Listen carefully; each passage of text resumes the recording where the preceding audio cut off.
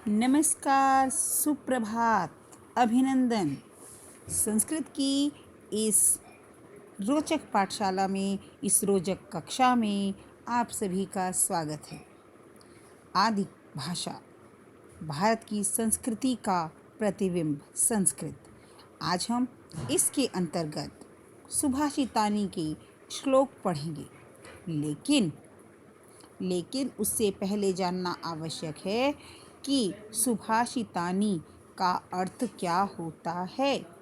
जी हाँ, सुभाषित शब्द सु प्लस भाषित इन दो वचनों से मिलकर बना है। सु का अर्थ है सुंदर और भाषित का अर्थ है वचन। इस प्रकार सुंदर वचन, सुभाषितानी का अर्थ है सुंदर वचन। इस पाठ में सूक्ति मंजरी, नीति शतकम, मनुस्मृति, शिशुपाल वधम और पंचतंत्र से रोचक और विचारों को उत्तेजित करने वाले श्लोकों का संग्रह है। क्रमशः सत्संगति का प्रभाव, साहित्य और संगीत कला का हमारे जीवन में महत्व, दुर्गुणों का परित्याग, संतों का मधुर वचन बोलना, महान लोगों के जीवन में एक रूपता तथा परिवार में स्त्रियों का आदर, इस तरह की भारतीय संस्कृति से प्रेरित भारतीय संस्कृति की पहचान, ये प्रेरक संदेश देते हुए इन श्लोकों के माध्यम से आज हम जीवन के कुछ मूल्यों को जानेंगे और समझेंगे। प्रथम श्लोक के अंतर्गत ध्यान से सुनेंगे। गुणा गुणज्ञेषु गुणा भवन्ति, ते निर्गुणं प्राप्य भवन्ति दोषाः, सुस्वादुतोया प्रभवन्ति नद्य, समुद्रमासाद्य भवन्त्यपेय। जी हाँ, हमारे जीवन में संगति का विशेष महत्व है और हम जिस तरह की संगति में रहते हैं उसी प्रकार के गुण हमारे अंदर उत्पन्न हो जाते हैं। लेकिन उत्तम चीज़ों को उत्तम स्थान ही मिलना चाहिए, यह भी आवश्यक है, क्योंकि यदि गुण वाले चीज़ें, उत्तम वस्तुओं को गंदी जगह पर रख दिया जाता है तो वह उनके साथ रहकर विषैली हो जाती हैं। यही इस श्लोक को पढ़ाने का और समझाने का उद्देश्य है। गुणा गुणज्ञेषु गुणा भवन्ति, गुण गुणवान लोगों में ही गुण होते हैं। गुण गुणवान लोगों में ही गुण होते हैं। इसका तात्पर्य है कि यदि अच्छे जो गुण हैं, अच्छी जो आदतें हैं, वो अगर अच्छे लोगों में हैं तो वो गुण रहती हैं। लेकिन निर्गुणी व्यक्ति को प्राप्त कर, निर्गुणम प्राप्य, अर्थात निर्गुणी व्यक्ति को प्राप्त कर वे दोष बन जाते हैं। यानी वही गुण अगर किसी गलत व्यक्ति में हो, किसी दुष्ट व्यक्ति में हो तो वे दोष बन जाते हैं। अगर वो अच्छे लोगों में है तो वो गुण हैं, अगर वही गुण किसी गलत व्यक्ति में है, दुष्ट व्यक्ति में है तो वे दोष बन जाते हैं। सुस्वाद तोया प्रभवन्ति नद्य, बहती हुई नदियों में स्वादिष्ट जल बहता है, बहती हुई नदियों में स्वादिष्ट जल बहता है। समुद्रम आसाद्य भवन्ति पेय अपेयः, लेकिन वही स्वादिष्ट जल समुद्र के खारे जल में मिलकर खारा हो जाता है। कहने का अर्थ है कि वही समुद्र की नदियों में स्वादिष्ट जल बहता है, लेकिन समुद्र में जाकर वह भी अपेय अर्थात पीने योग्य नहीं रहता है। आप समझ गए होंगे कि नदियों में मीठा जल होता है, जब हम उसे नदियों में देखते हैं, जब पीते हैं तो वह मीठा लगता है, लेकिन निर्गुणी अर्थात खारे जल वाले समुद्र में मिलकर वह मीठा जल भी खारा हो जाता है। उसी प्रकार जो गुण हैं वो निर्गुणी व्यक्ति में जाकर दोष बन जाते हैं। अगले श्लोक पर ध्यान देंगे। साहित्य संगीत कला विहीन, साक्षात पशु पुच्छ विषाणहीन, तृणुम न खादन अपि जीवमान, तदभागदेयम परम पशुना।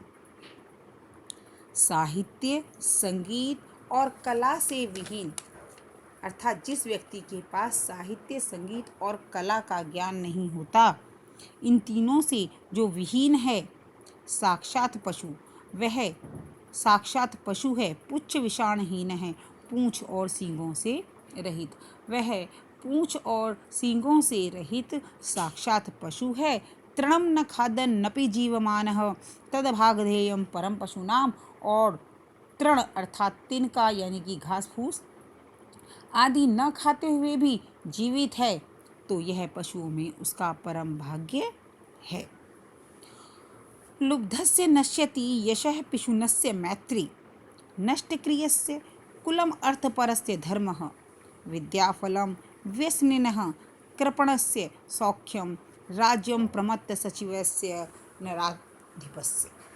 जी हाँ, इस श्लोक को भली भांति समझेंगे कि लुब्धस्य नश्यति यशः, लोभी मनुष्य का यश नष्ट हो जाता है। पिशुनस्य कहते हैं चुगलखोर को, और चुगलखोर की मित्रता नष्ट हो जाती है। नष्ट क्रियस्य कि कुछ भी न करने वाले का कुल नष्ट हो जाता है। अर्थपरस्य धर्म है, और केवल जो है अर्थ अर्थात धर्म के ऊपर रहने वाले व्यक्ति का जो है धर्म नष्ट हो जाता है। विद्याफलम व्यसनिनः, व्यसनिनः जो व्यसन होता है, जिसे बुरी आदतें लग जाती हैं, उसकी विद्या नष्ट हो जाती है, और जिस उसकी विद्या हो जाती है। हेलो और हेलो। एक बार पुनः समझते हुए फिर पर देखेंगे कि लुब्धस्य नश्यति यशः, लुब्धस्य नश्यति यशः पिशुनस्य मैत्री, कि लुब्धस्य अर्थात लालची व्यक्ति का यश नष्ट हो जाता है और चुगलखोर व्यक्ति की मित्रता। नष्टक्रियस्य कुलम अर्थपरस्य धर्म है, और इसी प्रकार कुल की परंपराओं का निर्वाह न करने वाले मनुष्य का कुल नष्ट हो जाता है। धन के लोभी का धर्म नष्ट हो जाता है। व्यसनिना कहते हैं बुरी लत, बुरी लत वाले व्यक्ति की विद्या व्यर्थ हो जाती है। कंजूस व्यक्ति का सुख नष्ट हो जाता है, उसे सुख नहीं मिलता। कृपण कहते हैं कंजूस, कंजूस को सुख नहीं मिल पाता। राज्य प्रमत्त सचिवस्य नराधिपस्य, और जिस राजा का मंत्री, सचिव मंत्री प्रमत्त होता है, प्रमत्त मतलब गलत आदतों वाला या आलसी होता है, उस राजा का राज्य ही नष्ट हो जाता है। आगे बढ़ते हैं।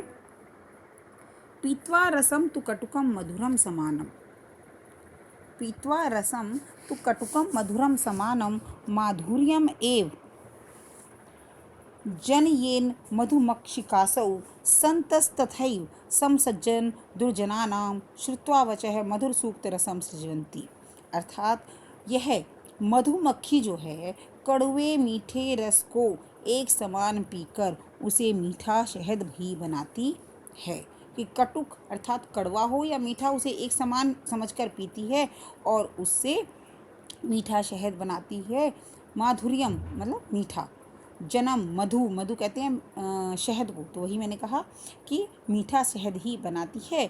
संतस तथई, उसी प्रकार सज्जन भी, सम सज्जन दुर्जनानाम, सज्जन और दुर्जनों को एक जैसा मानकर, श्रुत्वा वचः मधु सूक्त रसम सजंती, उनके लिए सुंदर और मीठे वचन ही बोलते हैं। अर्थात उनके समक्ष ही कोई सज्जन आ जाए या दुर्जन आ जाए, वो किसी को भी बुरा नहीं कहते हैं।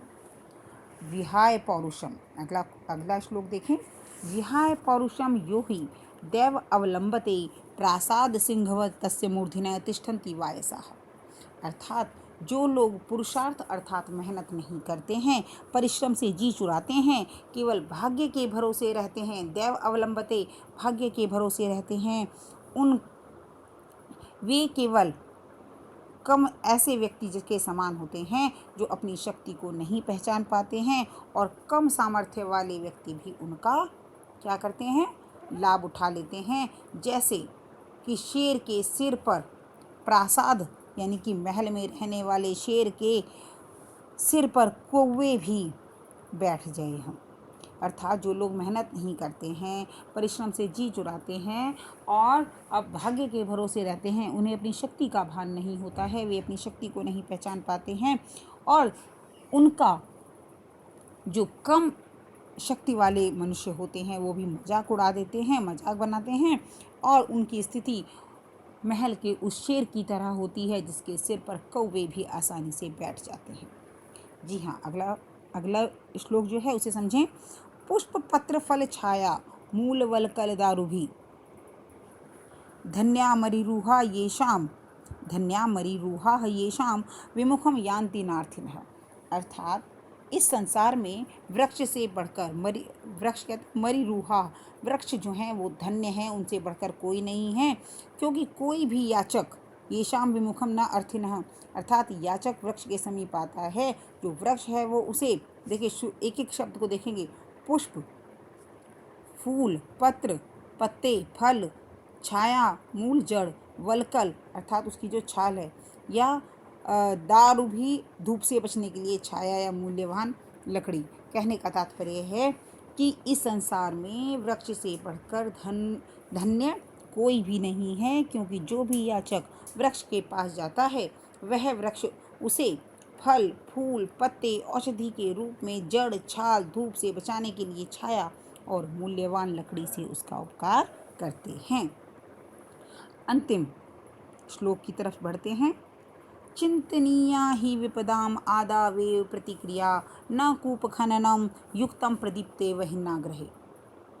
बड़ा सुंदर श्लोक है, बड़े अच्छे भाव इसके हैं कि हमें शुरुआत में ही अपनी विपत्ति का जो है वो प्रतिक्रिया सोच लेनी चाहिए, उसका प्रतिकार सोच लेना चाहिए।